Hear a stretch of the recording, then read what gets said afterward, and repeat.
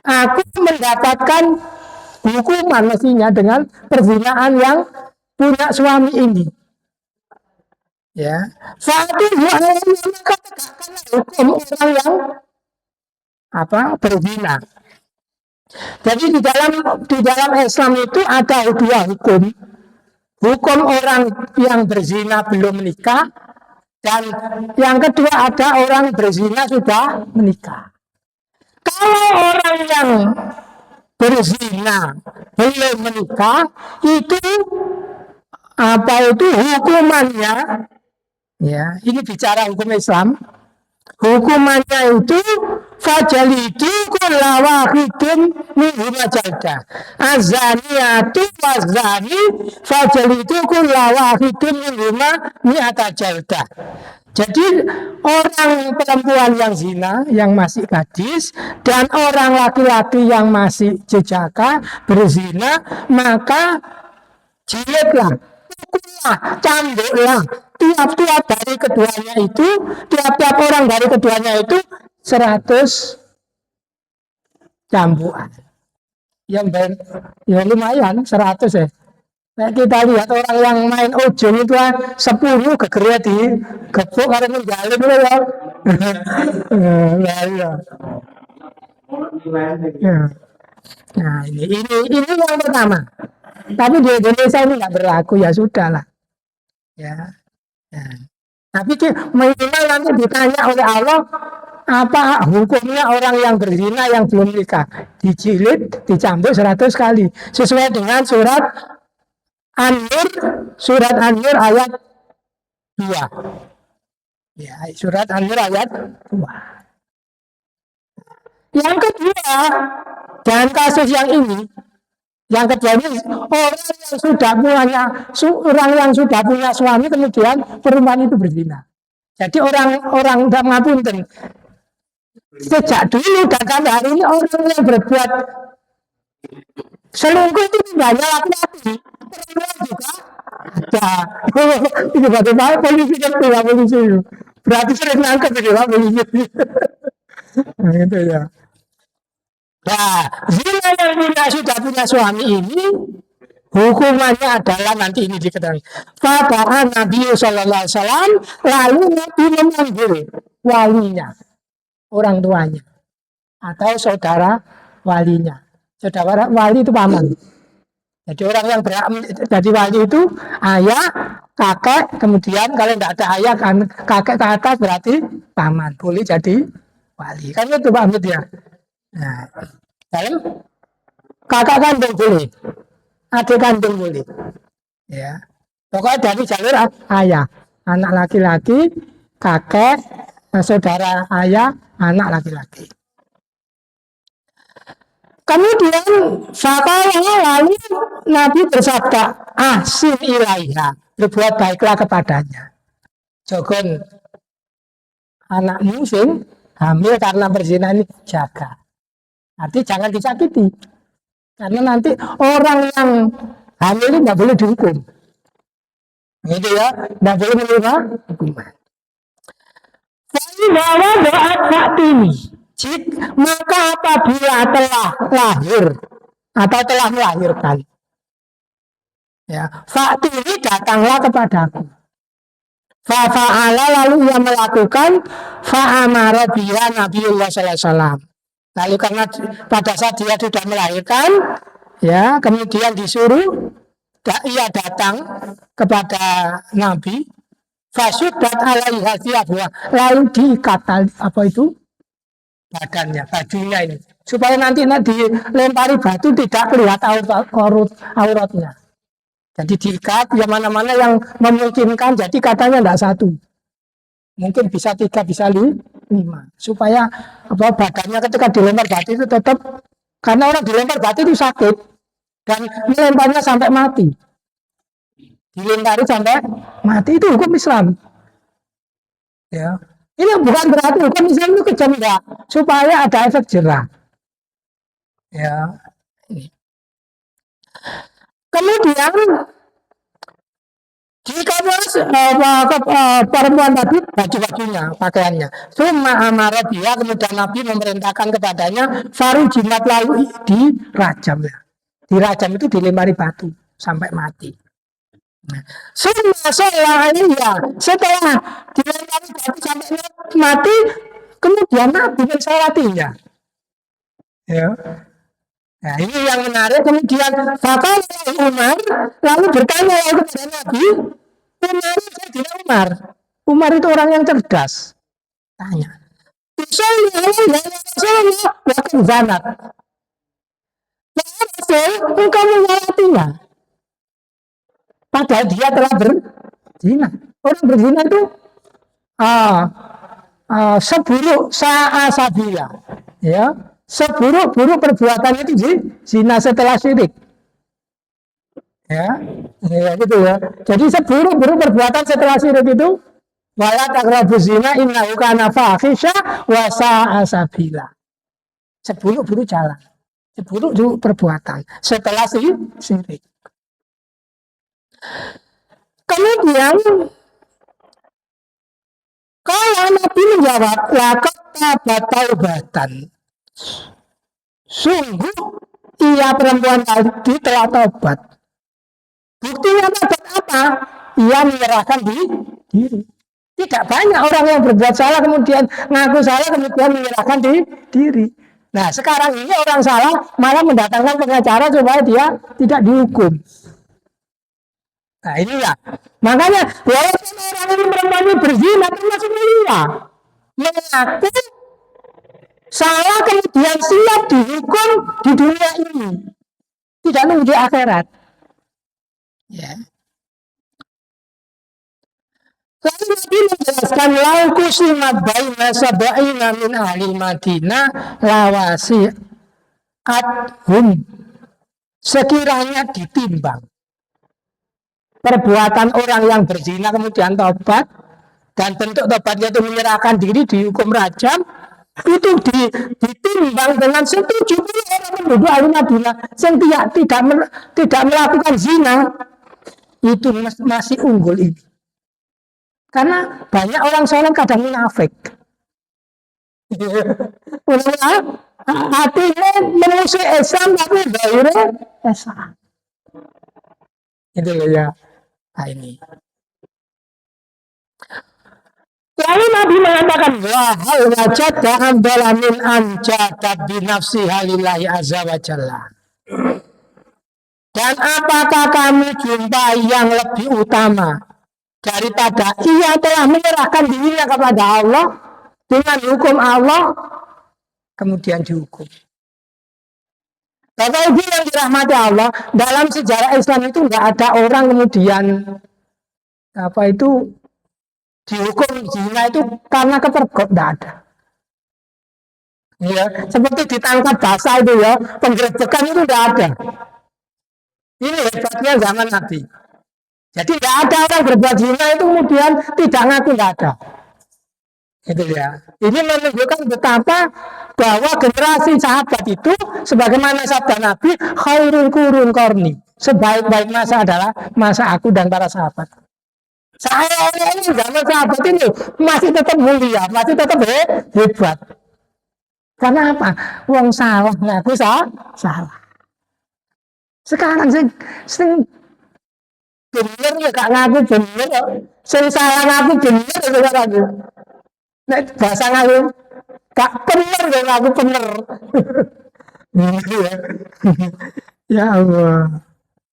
Nah, jadi dia menyerahkan dirinya kepada ini, artinya tobatnya perempuan tadi diterima oleh Allah Subhanahu wa Ta'ala.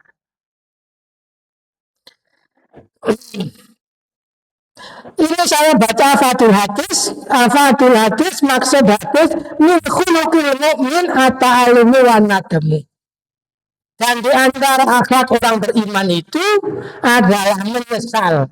Idza farata anhu, idza farata minhu adzambu. Jika terlanjur melakukan dosa.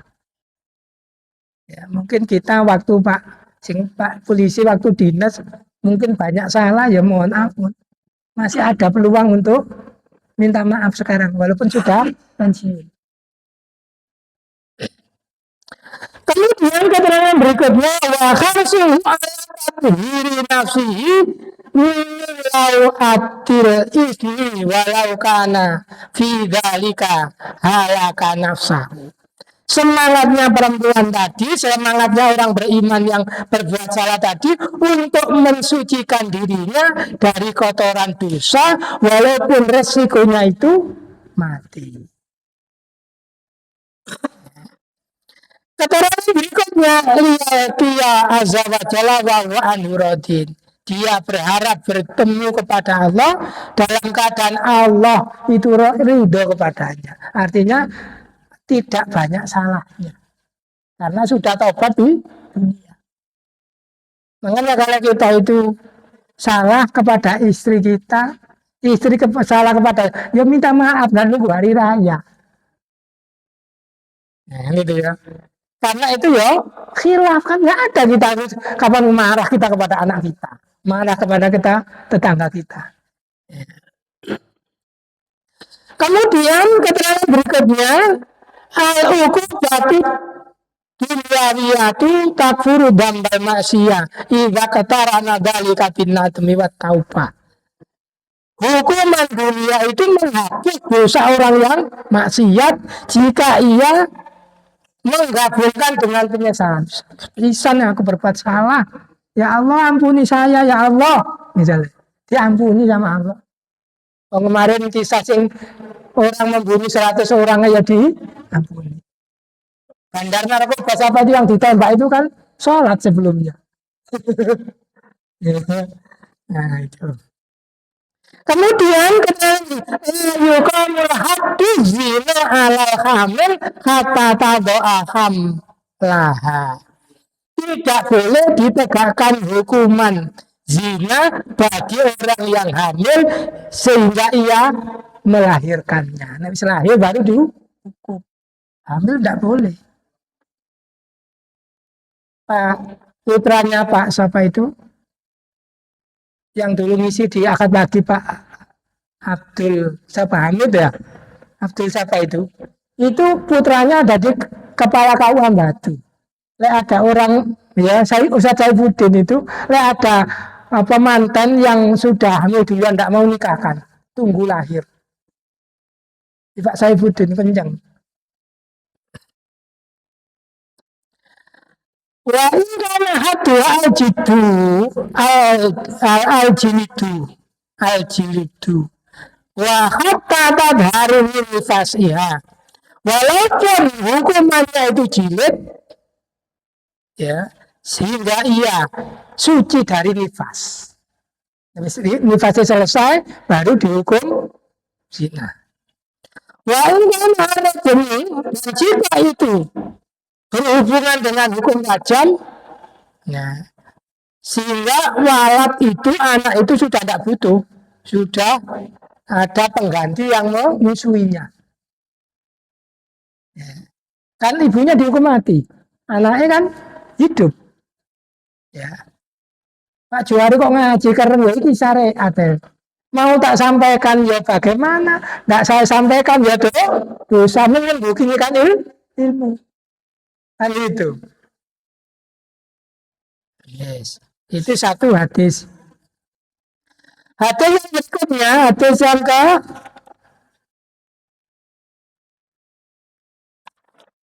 An Ibnu Abbas, dari Ibnu Abbas, wa Anas bin Malik radhiyallahu anhum. Kenapa kok radhiyallahu anhum? Orangnya tiga. Abdullah bin Abbas, Abba dan Anas. Sing cerita orang tiga. Maka domire anhum. Maka orang itu biasanya berdoa ahli kubur, Allahumma fir lahum. Karena yang didoakan semua ahli kubur. Domire itu begitu. Nek ngaji, nah kusara Pak ini. Bukan Allah mafir lahu. Ya. Mereka.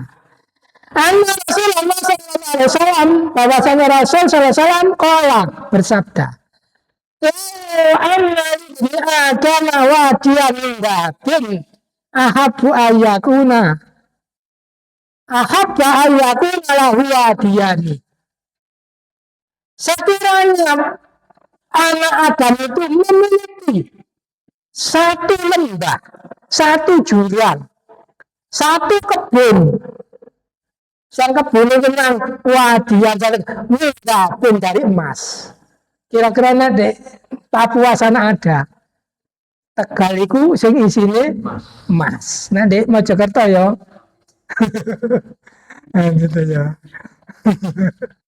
Gitu ya. Itu terjadi, Pak. Dari waktu saya di Makassar tahun 2015 itu muktamar itu, ada orang cerita ketika saya naik angkot itu. Dari tempat tidur ke tempatnya acara itu naik angkot. Itu cerita. Ada orang Makassar yang kemudian merantau ke Papua, diangkat anak orang Papua. Kemudian dikasih ladang. Dicangkul ladang itu mengandung emas. Dia tidak pulang ke Makassar, tapi itu di sana hasil emasnya dijual, dikirim ke Makassar. Itu cerita orang yang di jalan yang saya temui. Iya, lebih ingin lagi memiliki dua jurang emas lagi. Jadi sama dengan kita loh. Punya sepeda motor satu, penduduknya 4 orang. 2 anak, 2 ayah ibu. Sepeda motor satu nggak cukup. Akhirnya beli lagi 2. Karena kebutuhan. Nah, itu manusia itu begitu. Gantian bareng-bareng kerja apa? Ayo. Nah, itu. Jadi keinginan manusia itu terus berkembang sampai manusia itu mati. Terus mati gak punya keinginan. Makanya dari hadis ini, walau yang afahu ila turab, dan tidak menutup atau memenuhi mulutnya, dikasih tidak menyuapi mulutnya, tidak berhenti menyuapi mulutnya kecuali dia disuapi dengan tanah. Maksudnya mati. Jadi keinginan manusia itu terus. Nah, makanya kalau kita yang sudah di atas umur 50 ya nyadar. Nyadar itu ya kok sebuah masjid gitu loh. Dan kok ya, mata mulai kabur. Saya gak mau sebuah masjid gitu lah ya.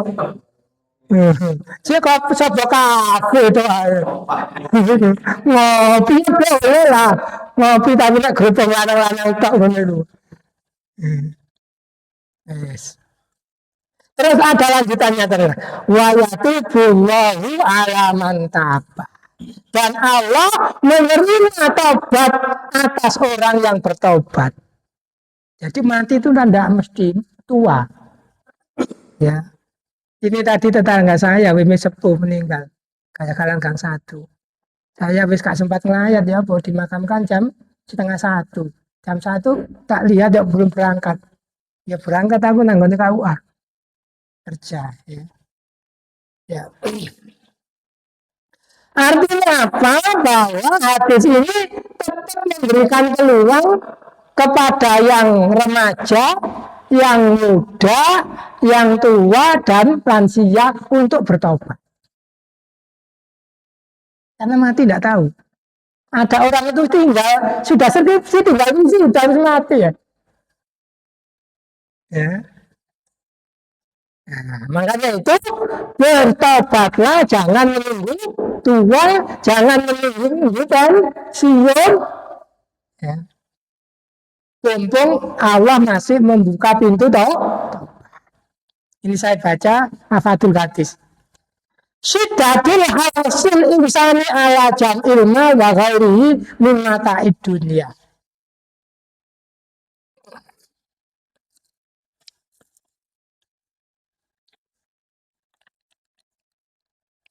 Bismillahirrahmanirrahim.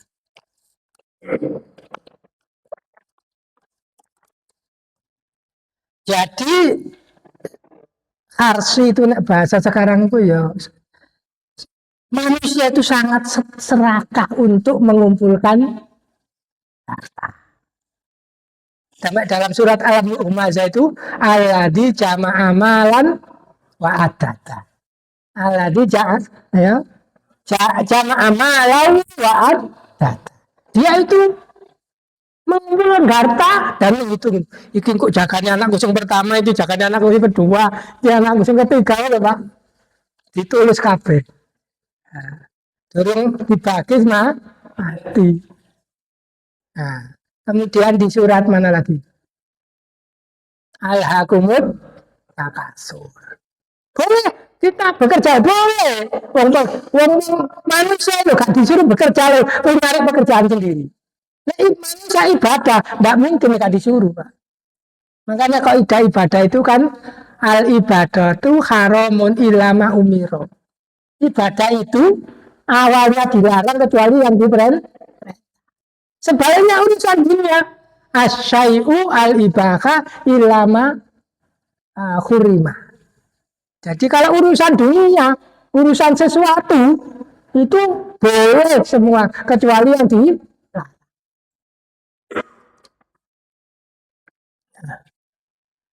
Jadi kalau urusan dunia, Pak, semua orang punya rumah satu ingin punya rumah dua, punya mobil satu ingin punya mobil dua, dan seterusnya. Ya. Dari urusan ke mata dunia, kesenangan di dunia. Wah, hadal harsu syadid mazlum. Jadi orang yang semangat sekali kepada dunia, melupakan ibadah itu dilarang, dicela. Tapi semangat kerja boleh, tapi tetap waktu ibadah ya boleh, itu malah bagus. Wabtaghi fima atakallahu darul akhirah wala tansa nasibaka nadunya. Al-Qasas 77. Carilah apa yang Allah anugerahkan kepadamu, yakni kehidupan akhirat, ya ibadah, ya sholat jamaah, tapi jangan kamu melupakan bagianmu di dunia. Waya kerja ya kerja. Nah, itu. Nah. Kemudian keterangan berikutnya, idza kana fihi tadi'un lit-ta'ah wasdighali qalbi bidunya aksara minal akhirah. Ya. Jika kecintaan kepada dunia itu kemudian berakibat menyia-nyiakan taat, artinya sholat tidak open. Saya ketika bimbingan perkawinan itu di KUA saya tanya, ya apa mas, siap nikah, siap, ya apa sholat sampean, bolong-bolong enggak? Dia kadang-kadang bolong. Jarang Pak sing sholatnya jejak. Dari sekian yang mau menikah, kadang saya yo mulai dodo Pak yang, nah ini kok piye anak ini. Apalagi anak sekarang itu kan kritis. Oh bapak enggak pernah sholat kok nyuruh saya sholat. Gitu loh. Nah itu anak sekarang Pak. Kok kadang bapak sing sholat anaknya enggak bisa sholat kok. Nggak dipaksa lah masjid lah. Nah ini. Tapi kalau dunia seimbang ya alhamdulillah. Wis ganteng, pinter, duitnya akeh, taat. Kok Nabi Sulaiman. Kok Nabi Yusuf lo. Nah, itu. Wis elek iren, gak taat, duit gak duwe.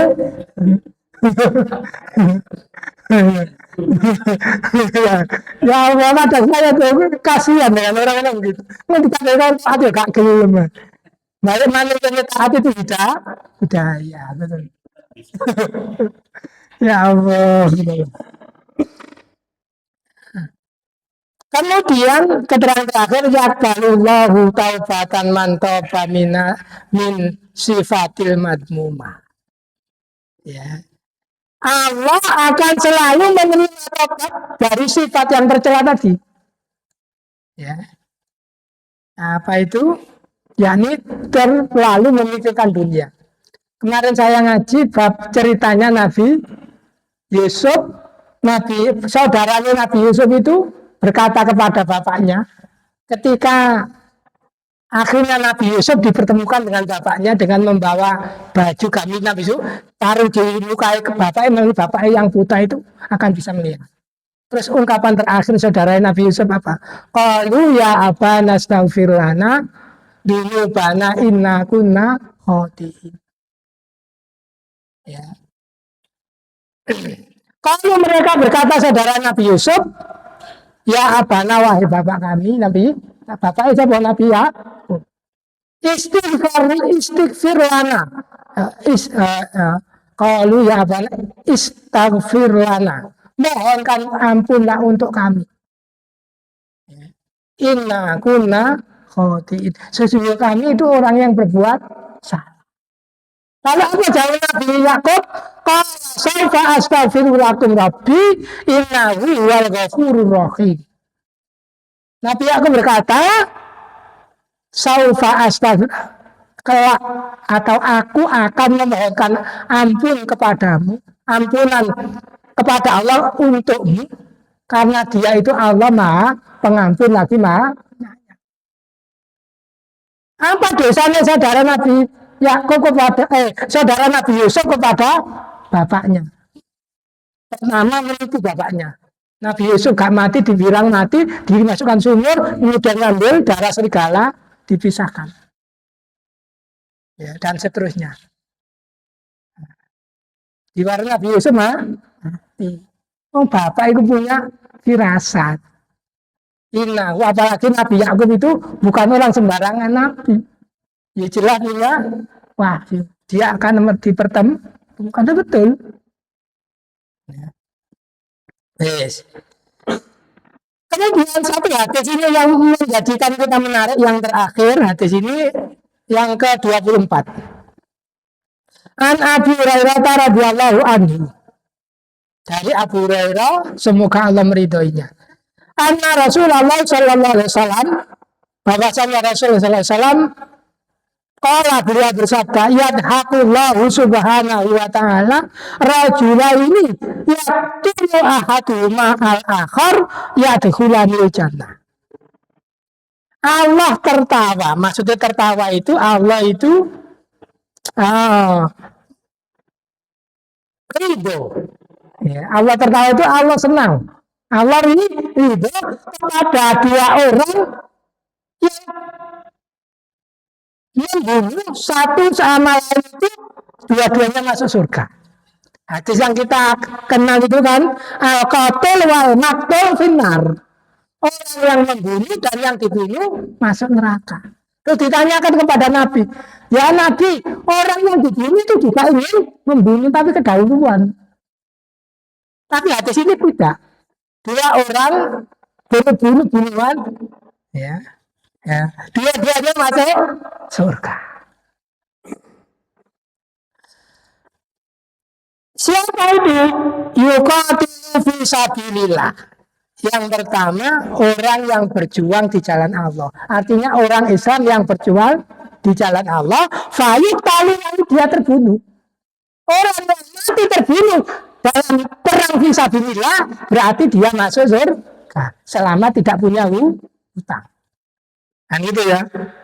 Yang kedua, ya, orang yang terbunuh tadi sudah dibahas selesai. Orang yang membunuh kemudian tobat, apa bentuk tobatnya? Dia masuk Islam.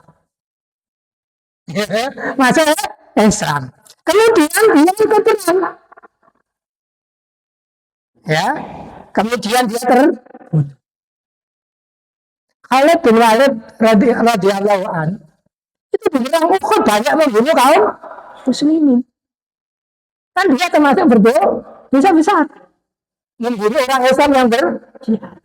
Tapi orang yang terbunuh di perang Uhud masuk surga, kemudian Khalid masuk Islam, kemudian jadi panglima perang umat Islam. Nah, akhirnya Khalid masuk surga atas izin Allah. Walaupun Khalid bin Walid juga ingin mati syahid, tapi dia tidak mati syahid. Tapi tetap dia masuk surga.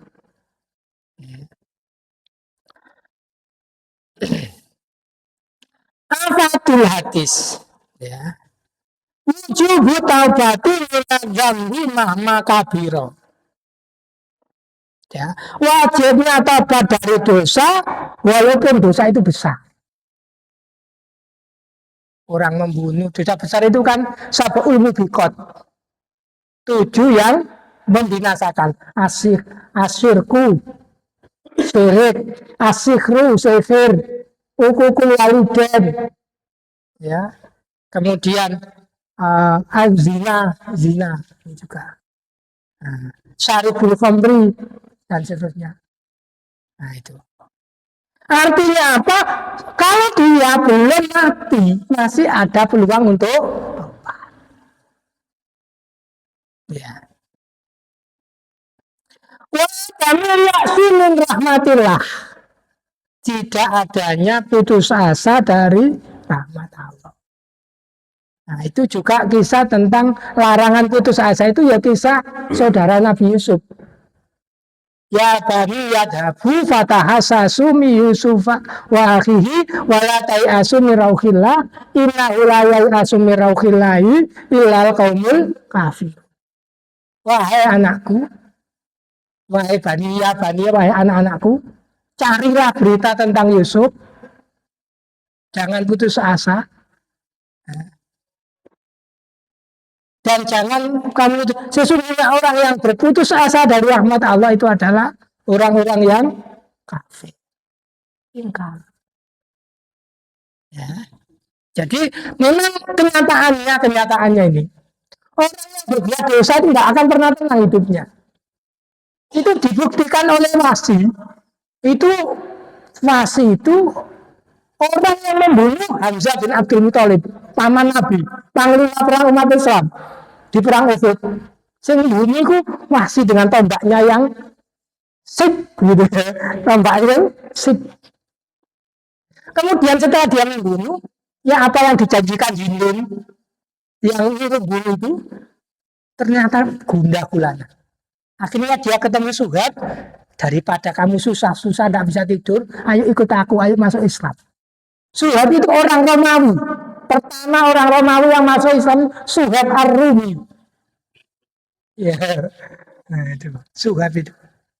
Nah, akhirnya Wasi tadi ikut Suhaib masuk Islam. Nah, pada dia itu tersenyum pada saat dia bisa membunuh Musailam Al-Kadzab. Setelah Nabi wafat itu di perang di perangnya Khalid bin Walid jadi panglima melawan Musailamah al-Kadzab itu. Lalu dia bisa tersenyum dan tersenyumnya dia itu bermimpi ketemu Hamzah. Bahwa Hamzah dimuliakan Allah di surganya Allah. Jadi biasa begitu.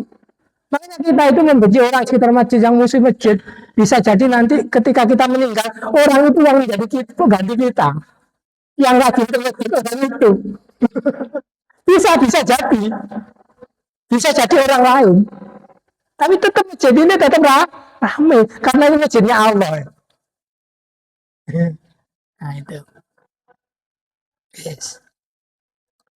Nah ini saya bawa keterangannya mana. Kemudian al-Islam yang huma qablahu min jarimatil kufri. Islam itu menghapus dosa yang sebelum Islam dari dosa kufur. Tadi pagi siang itu ada orang datang ke KUA ngambil sertifikat mu'alaf. Dia itu nggak tahu asalnya dulu Islam, kemudian nikah dengan orang Kristen dan cerai. Terus sekarang masuk Islam lagi mau nikah. Jadi mu'alaf. Nah, terus tadi ngambil sertifikatnya. Terus ini Pak, mau siap nikah siap. Nikah siap, kabeh bagus. Walaupun usia sudah di atas 50, tapi dia mau menikah, tidak apa-apa. Jodohnya ada. Tapi dia masuk Islam lah. Dosanya waktu Kristen, ya dihapus karena masuk Islam. Tapi jangan nanti balik kufur lagi. Kan nanti amanu maka baru satu dia ala dulu bangun surat munafik itu beriman kafir lagi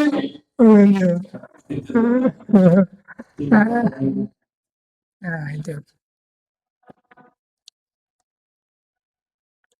Kemudian watabatu tarkuma qablaha minal asam. Taubat itu juga menghapus dosa sebelumnya dari dosa-dosa yang pernah dilakukan. Makanya kadang ada orang itu begini. Dulu saya musuhi Islam, kemudian sekarang saya bela Islam. Dulu saya tidak sobo masjid, saya tak tungguin masjid. Tidak ada, Pak. Jadi pejuang itu mesti ada. Apa orang itu tetap, apa orang lain. Ya. Saya itu di Masjid Amanah itu dulu ada orang yang menci, sampai ada tulisan, jangan parkir sembarangan. Kemudian ketika tanahnya dibeli Hasanah, sekarang lo korban di Masjid Amanah. Padahal tiba-tiba dengan Masjid Amanah, musuhi.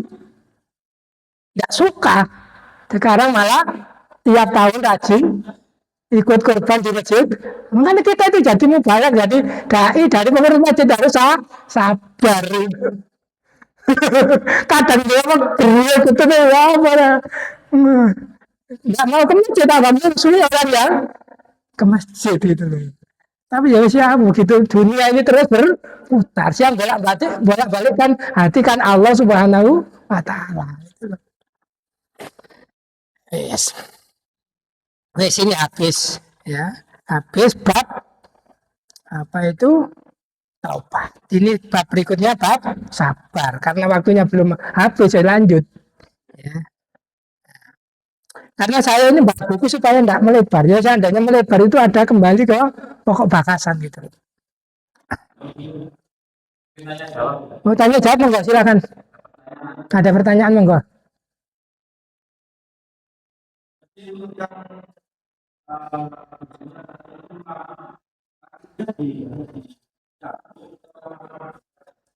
Itu tadi tidak ada ceritanya. Jadi di dalam sejarah Islam itu Nabi itu tidak pernah mengadakan penggerbekan.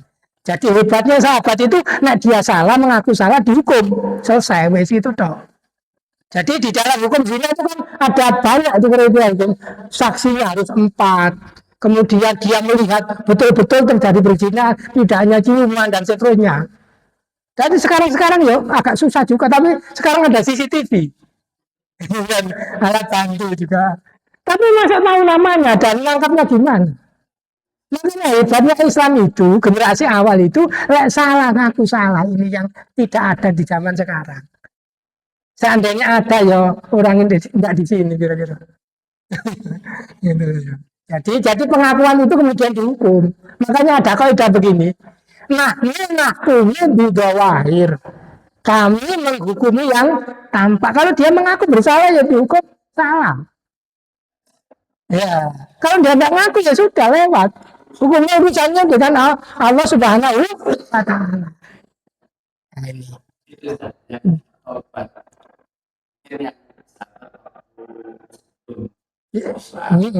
Membunuh orang Islam. Gitu.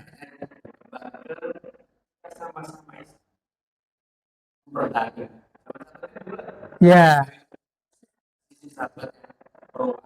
Ya. Saya untuk menjawab kekurangan sahabat, mohon maaf saya tidak berani. Walaupun saya tidak berani itu. Jadi urusan hakim menghakimi urusan sahabat, saya tidak berani karena karena begini, kelas kita itu ya gitu ya. Sama dengan kita menghakimi orang yang berlebihan juga tidak bagus. Jadi kalau kita itu ada orang bukunya salah itu ya, kita itu tidak menyalahkan orang itu buat buku tandingan, Pak. Itu berarti argumentasi ini bagus begitu ya. Itu argumentasi ilmiah. Nah ada orang buat buku salah, kemudian kamu ngomongkan orang yang tidak salah. Seperti itu dalam proses ilmiah salah. Kamu buat buku menandingi bukunya. Mengkanter itu lewat bukan lewat emosi. Gitu ya. Nah ini yang kadang orang nggak tahu. Gitu loh. Mas Isa belum kurang 1 menit. Iya. Jadi ini begini.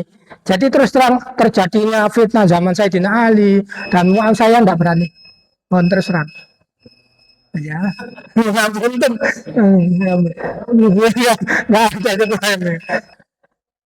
Itu dari 4 istri itu punya putra 12. Saya nggak bisa menyebutkan detailnya. Jadi istri pertama punya anak 6. Kemudian istri kedua punya anak 2. Istri ketiga punya anak 2.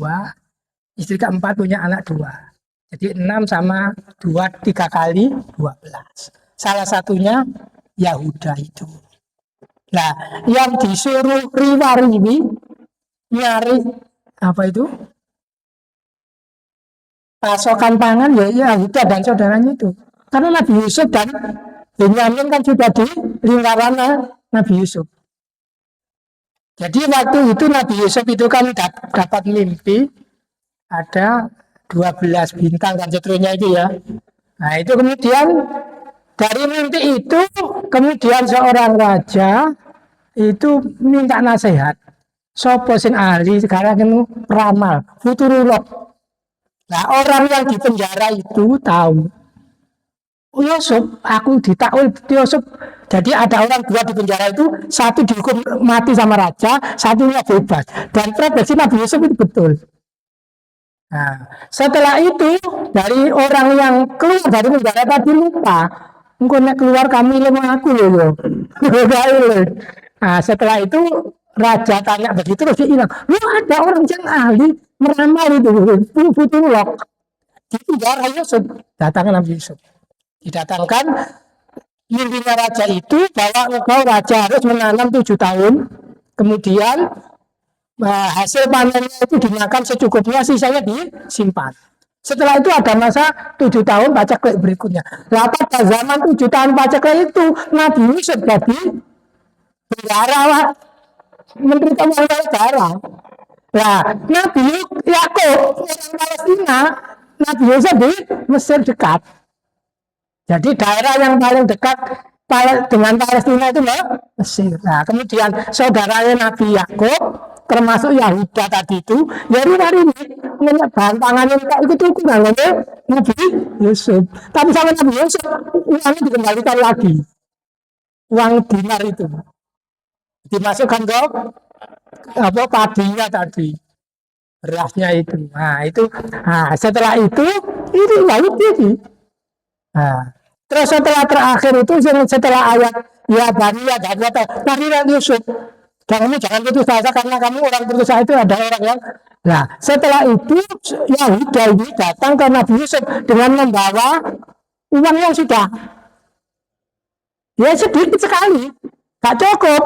Lalu Nabi Yusuf disuruh sedekah. Lalu Nabi Yusuf jawab, "Qala hal alimtum ma fa'altum bi Yusuf wa akhihi id antum jahilun." Wahai penduduk Palestina, apakah kamu ingat bahwa apa yang kamu perbuat dengan Yusuf dan saudaranya? Lalu dia mengatakan Yahuda dan saudara, "Anta Yusuf, innaka Yusuf." Apakah kamu Yusuf? Iya, Faljan Yusuf. Nah, itu perjumpaannya. Jadi Yahudi itu pada masa zaman itu jadi kawan-kawanan, Pak. Ya, karena orang anak yang disayang Nabi Yakub itu sudah di lingkarannya Nabi Yusuf, Binyamin dan Yusuf, gitu loh ya. Nah, dan seterusnya itu akhirnya kan di konsep terakhir itu begini. Idhabu bi komisi hadza waktu ahlikum ajmain. Ini konsep dalam persaudaraan Pak Yongki. Jadi kalau kita panjenengan semua jadi saudara sing kaya, ingat saudaranya dulu. Nah, ini perintah yang melaksanakan konsep itu Nabi Yusuf. Jadi ketika Nabi Yusuf jadi kaya, jadi raja, kemudian bapak ibu tadi disuruh bawa ganisnya, kemudian suruh datang semua ke Mesir, dikasih fasilitas lengkap. Bukan KKN enggak, ya layaknya sewajarnya lah. Saudaranya raja kemudian cukup itu. Nah itu ya. Karena bagaimanapun saudara enggak bisa hilang, Pak. Nah kita kan enggak. Nah sudah menikah nafsi-nafsi, Pak Habib. Nah, coba kita ambil pelajaran dari Nabi. Ini wa ahlikum semuanya datang kepadaku. Ajmain. Tak cukupi gitu. Nah ini penting. Ya. Nah supaya kita itu ingat jasa orang tua, jasa saudara yang lebih tua dari kita. Ya mampir pamannya apa disangoni umpamanya wong desa sampai wong kota Pak ya Gus. Ya Pak ya gitu ya. Nah gitu. Makanya usaha muda itu kan dalam rangka berbagi rezeki. Gak apa-apa selama tidak melakukan kesirikan. Nah itu tentang Nabi Yusuf dan saudara. Nah nanti memang kalau kita kaji itu ya apa itu ya banyak hal. Ternyata kalau kita sungguh-sungguh introspeksi, ternyata kita itu mengenal Islam hanya ya Pak syahadat, sholat, puasa, zakat, hanya itu kisah bagaimana Nabi Yusuf, bagaimana ekonomi Islam, bagaimana saudara Nabi Yusuf yang itu. Artinya tidak pernah habis. Laukana bahri mitadali gitu ya. Seumpama ilmu Islam itu diibaratkan lautan, ya. Tidak pernah ilmunya Allah itu kan termasuk agama ini. Yang kita ketahui wama uti itu minal ilmi illa qalila. Kamu tidak diberi ilmu kecuali sedikit. Ya. Yes. Ada lagi? Kalau tidak ada ya dianggap cukup ya. Nah, gitu ya. Selesai. Ya. Monggo. Ada yang ditanya Bapak? Tidak ada ya. Mudah-mudahan kajian kita jadi begini. Kita Riyadhus Shalihin ini memang bakas taubat ya. Itu ceritanya macam-macam, tidak satu bakasan. Jadi sama dengan kitabnya Imam Nawawi yang terkecil itu Arba'in Nawawi. Itu satu. Tapi ceritanya itu ya Islam, ya iman, ya hudud, ya macam-macam. Lengkap begitu loh. Karena beliau memang ahli ilmi. Ya ahli ilmi memang mendalam. Orang bukan orang Indonesia, ini orang Suriah. Abdul Syaki di Moskow. Orang Suriah bukan orang ini. Jadi termasuk madzhab Syafi'i yang banyak karya tulisnya itu Imam Nawawi. Bukan Imam Nawawi yang Al-Bantani itu ya. Imam Nawawi Al-Bantani itu ulama Indonesia yang pernah ngajar di Saudi. Zamannya ya katanya Kiai Haji Ahmad Dahlan itu sih, Ahmad Khatib Al-Minangkabawi itu. Sezaman dengan itu. Tapi ini sudah lebih dulu. Ya, yang enggak nikah itu. Jadi beliau itu dalam sehari itu ya belajar Al-Sorab, ya belajar hadis, ya belajar Al-Quran, ya belajar syair. Lengkap Pak ilmu ini Pak. Makanya kemudian beliau itu ya melahirkan banyak tulisan. Dan sampai hari ini semua orang itu ngaji Riyadhus Shalihin. Kemarin saya cerita orang itu. Orang NU ngaji Riyadhus Shalihin, orang Salafi ngaji Riyadhus, orang Ahmadiyah. Kan hadisnya tidak ada, hampir tidak ada yang dhaif. Tidak ada itu. Ini Hasan. Seandainya ada itu tidak banyak. Ya. Nggih. Nggih. Kadang-kadang itu sudah kita memang